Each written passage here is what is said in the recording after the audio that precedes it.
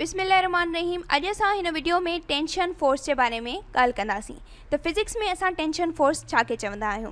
Force जेको कंहिं रस्सी जी मदद सां, स्ट्रिंग जी मदद सां, वायर जी मदद सां लॻंदो हुजे। जॾहिं असां उन रस्सी खे ॿिन्हिनि तरफ़नि खां छिकियूं या उनखे कंहिं जॻह ते अटैच करे छॾियूं ॿिन्हिनि तरफ़नि खां, त उन रस्सी में टेंशन फोर्स पैदा थींदो आहे। टेंशन हिकु फोर्स आहे, तंहिं करे उन जो यूनिट न्यूटन थींदो। इंटरनेशनली टेंशन के मेजर करण जे लाइ, टेंशन के मापण जे लाइ न्यूटन यूनिट इस्तेमालु कयो वेंदो आहे। जेकॾहिं असां ब्लॉक सां ॿधियल रस्सी खे पंहिंजे हथ जी मदद सां मथे छिकियूं, त जॾहिं असां उनखे मथे छिकी रहिया आहियूं त उन ब्लॉक ते हिकु फोर्स अप्लाई थी रहियो आहे, जेको वर्टिकली डाउनवर्ड आहे, जेको उन जो वेट फोर्स आहे। Weight force mg J equal आहे। m उन ब्लॉक जो मास आहे, जी ग्रेविटेशनल फोर्स आहे। मतलब त उन ब्लॉक खे ज़मीन पंहिंजी तरफ़ अट्रैक्ट करे रही आहे। पर उहो ब्लॉक कंहिं रस्सी सां ॿधियल आहे, अटैच आहे, त ज़ाहिरी ॻाल्हि आहे उन रस्सी में दबाव पैदा थींदो, उन रस्सी में टेंशन प्रोड्यूस थींदो, जंहिंजो डायरेक्शन मथे जी तरफ़ हूंदो। जॾहिं असां कंहिं ब्लॉक खे रस्सी सां ॿधे कंहिं जॻह ते अटैच कंदा आहियूं या हथ जी मदद सां पकड़ींदा आहियूं, त टेंशन जो डायरेक्शन हमेशह वेट जे अपोज़िट हूंदो आहे। ऐं जीअं ई असां हिन ब्लॉक खे मथे करे रहिया आहियूं, ब्लॉक जेको आहे सो एक्सिलरेट थी रहियो आहे, त उन में एक्सिलरेशन प्रोड्यूस त थिए पई, पर उन एक्सिलरेशन जो डायरेक्शन अपवर्ड आहे, मथे आहे।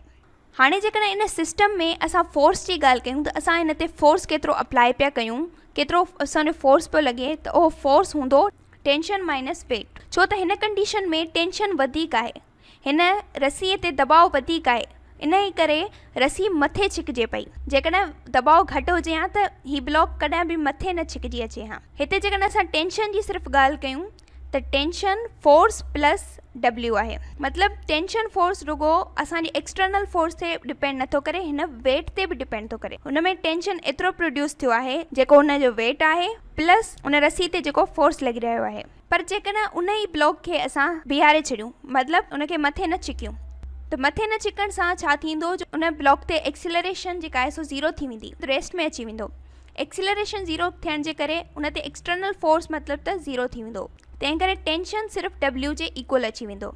जेकॾहिं को ब्लॉक हिकिड़ी जॻह ते बीठल आहे, अटैच आहे, त उते उन में एक्सटर्नल फोर्स नथो लॻे, त टेंशन जी जेका वैल्यू आहे उहा हमेशह वेट जे इक्वल हूंदी।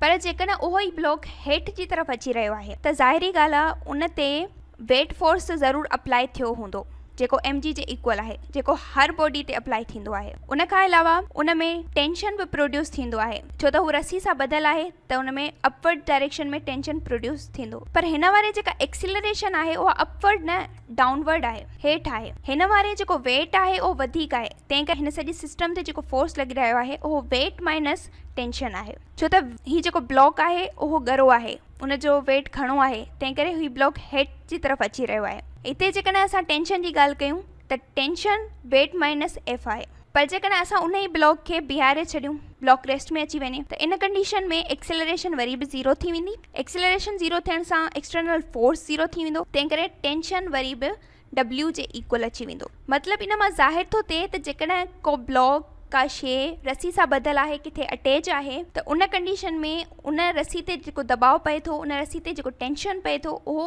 उन जे वेट जे इक्वल ई हूंदो आहे। जेकॾहिं असां हिकु फ्रिक्शनलेस चरखी खे सपोज कयूं, जंहिंमें को ज़ाहिरी फ्रिक्शन न हुजे, स्मूथ हुजे, ऐं उनखे ॿिनि बॉडियुनि सां अटैच कयूं हिकु रस्सी जी मदद सां, ऐं उहे ॿई बॉडीज़ जेके आहिनि सो वर्टिकली मूव कनि। हिकु बॉडी जो मास आहे m1, ॿी बॉडी जो मास आहे m2, ऐं असांखे इहो सम्झ में थो अचे त m1 जेको आहे सो m2 खां ग्रेटर आहे। a बॉडी जो मास घणो आहे बी बॉडी खां, तंहिं करे a बॉडी हेठि मूव करे रही आहे ऐं बी बॉडी मथे मूव करे रही आहे। इहे ॿई बॉडीज़ जेके आहिनि सो ज़मीन खां मथे आहिनि। ज़ाहिरी ॻाल्हि आहे उन्हनि ते वेट फोर्स अप्लाई थी रहियो आहे इन जे मास जे हिसाब सां। बॉडी A जो वेट फोर्स आहे W1, बॉडी B जो वेट फोर्स आहे W2।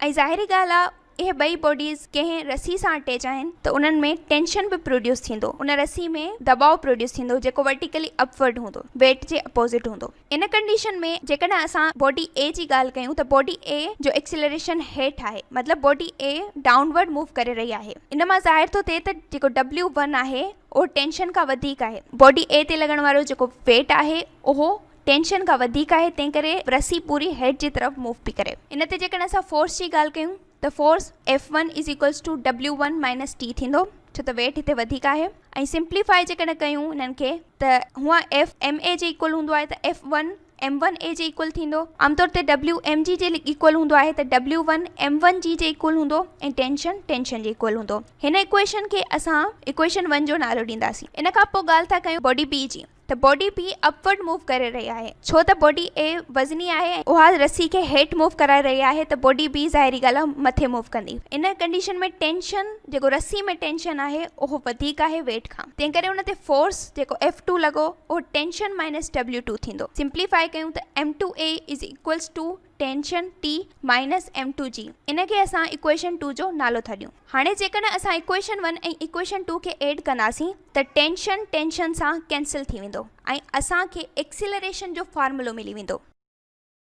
उन खां पोइ जेकॾहिं असां इक्वेशन 1 खे इक्वेशन 2 सां डिवाइड कयूं त उन कंडीशन में एक्सिलरेशन कैंसिल थी वेंदो ऐं असांखे टेंशन जो फॉर्मूलो मिली वेंदो। ही ॿ फॉर्मूला आहिनि। जेकॾहिं असांखे ॿ बॉडीज़ जेके आहिनि m1 ऐं m2 उन्हनि जो मास मालूम आहे, इन कंडीशन में असां एक्सिलरेशन बि मालूम करे सघूं था ऐं टेंशन बि मालूम करे सघूं था, छो त जी त कॉन्स्टेंट आहे। ॿीहर असां हिकु फ्रिक्शनलेस पुली खे सपोज़ था कयूं जंहिंमें हिकु बॉडी स्मूथ हॉरिजॉन्टल सरफेस ते मूव करे रही आहे, मतिलबु कंहिं सरफेस ते आहे, ऐं ॿी बॉडी वर्टिकली मूव करे रही आहे, ज़मीन जी तरफ़ लटकियल आहे। त इन कंडीशन में ॿिन्हिनि बॉडीज़ ते वेट अप्लाई थी रहियो आहे, वेट फोर्स ए बॉडी ते W1, बी बॉडी ते W2। उन खां पोइ जेकॾहिं असां ॻाल्हि कयूं बॉडी बी जी, त बॉडी बी कंहिं सरफेस ते रखियल आहे, कंहिं मथाछरे ते रखियल आहे, त उन मथाछरे जो बि ज़ाहिरी ॻाल्हि आहे फोर्स हूंदो जेको वर्टिकली अपवर्ड आहे, जंहिंखे असां नॉर्मल रिएक्शन फोर्स था चऊं। पर normal reaction force weight J equal हूंदो आहे, जेतिरो उन बॉडी जो वेट आहे ओतिरो ई नॉर्मल रिएक्शन फोर्स उन बॉडी ते लॻंदो आहे। जेकॾहिं असांखे हिन कंडीशन में वेट मालूम आहे बॉडी बी जो, त उहा ई एक्ज़ैक्ट वैल्यू नॉर्मल रिएक्शन जी हूंदी, पर फ़र्क़ु इहो हूंदो त वेट जो डायरेक्शन ऐं नॉर्मल रिएक्शन जो डायरेक्शन अपोज़िट हूंदो। जीअं त हिते वेट हेठि आहे, डाउनवर्ड आहे, त नॉर्मल रिएक्शन अपवर्ड हूंदो। उन खां पोइ इहे ॿई जेके बॉडीज़ आहिनि उहे स्ट्रिंग सां अटैच आहिनि, त ज़ाहिरी ॻाल्हि आहे उन्हनि में टेंशन प्रोड्यूस हूंदो। बॉडी ए में टेंशन अपवर्ड आहे, छो त जेका बि रस्सी सां शइ अटैच हूंदी आहे, लटकियल आहे, त उन ते हमेशह जेको टेंशन लॻंदो आहे उहो वेट जे अपोज़िट लॻंदो आहे। पर जेकॾहिं असां ॻाल्हि कयूं बॉडी बी जी, त उन में टेंशन टूवर्ड्स पुली आहे। असांखे पाण खे नज़र अची रहियो आहे त बॉडी बी जेको आहे सो पुली जी तरफ़ मूव करे रहियो आहे, त रस्सी ते जेको दबाव बि पुली जी तरफ़ लॻंदो। बॉडी ए जी जेका एक्सिलरेशन आहे उहा डाउनवर्ड आहे, छो त बॉडी ए हेठि मूव करे रही आहे। इन कंडीशन में फोर्स उन ते F1 equals to W1 minus T। Simplify कयूं M1A is equals to M1G minus T। इनखे इक्वेशन 1 जो नालो था ॾियूं। उन खां पोइ जेकॾहिं असां ॻाल्हि कयूं बॉडी बी जी, त बॉडी बी मूव करे रही आहे टूवर्ड्स पुली, चरखी जी तरफ़ मूव करे रही आहे। पर हिते फोर्सिस जी जेकॾहिं ॻाल्हि कयूं त बॉडी बी ते जेके ॿ फोर्स W2 ऐं नॉर्मल रिएक्शन लॻी रहिया आहिनि उहे वैल्यू में त इक्वल आहिनि, डायरेक्शन में अपोज़िट आहिनि। त जॾहिं ॿ फोर्स वैल्यू में इक्वल हुजनि, डायरेक्शन में अपोज़िट हुजनि, त उहे हिक ॿिए खे बैलेंस कंदा, मतिलबु त एक्सटर्नल फोर्स ज़ीरो थी वेंदो। बॉडी बी ते जेको हींअर फोर्स लॻी रहियो आहे उहो सिर्फ़ु टेंशन आहे, तंहिं करे F2 is equals two, simplify कयूं त M2A is equals two T। इनखे असां इक्वेशन 2 जो नालो था ॾियूं। जेकॾहिं असां इक्वेशन 1 ऐं इक्वेशन 2 खे जोड़ कंदासीं त असांखे एक्सिलरेशन जो फॉर्मूलो मिली वेंदो। इनखे इक्वेशन 3 जो नालो था ॾियूं। जेकॾहिं असां इन इक्वेशन 3 खे एक्सिलरेशन जे फॉर्मूले खे एक्सिलरेशन जे इक्वेशन खे इक्वेशन 2 में पुट कयूं त असांखे टेंशन जो फॉर्मूलो मिली वेंदो। ही ॿ फॉर्मूला आहिनि। इन कंडीशन में एक्सिलरेशन फाइंड करण जे लाइ फॉर्मूलो आहे हिकु, ॿियो टेंशन फाइंड करण जे लाइ फॉर्मूलो आहे। जेकॾहिं असांखे M1 मतिलबु बॉडी ए जो मास ऐं बॉडी बी जो मास मिलियल आहे त असां इज़ीली एक्सिलरेशन फाइंड करे सघूं था, टेंशन फाइंड करे सघूं था, ऐं ग्रेविटी त असांखे ख़बर आहे कॉन्स्टेंट आहे जेका आहे 9.8 मीटर पर सेकेंड स्क्वायर।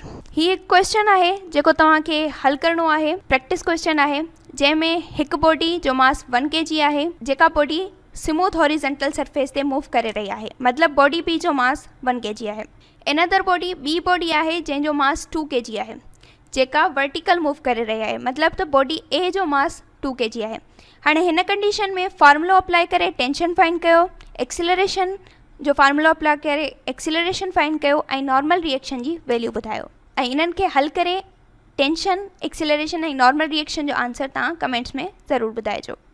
जेकॾहिं तव्हांखे मुंहिंजी हीअ वीडियो कम अची लॻी त हिनखे लाइक ऐं शेयर ज़रूरु कयो ऐं सब्सक्राइब कयो मुंहिंजे चैनल फलक सिंधी ट्यूब खे। ऐं हिन वीडियो खे पूरो ॾिसण जे लाइ थैंक यू वेरी मच।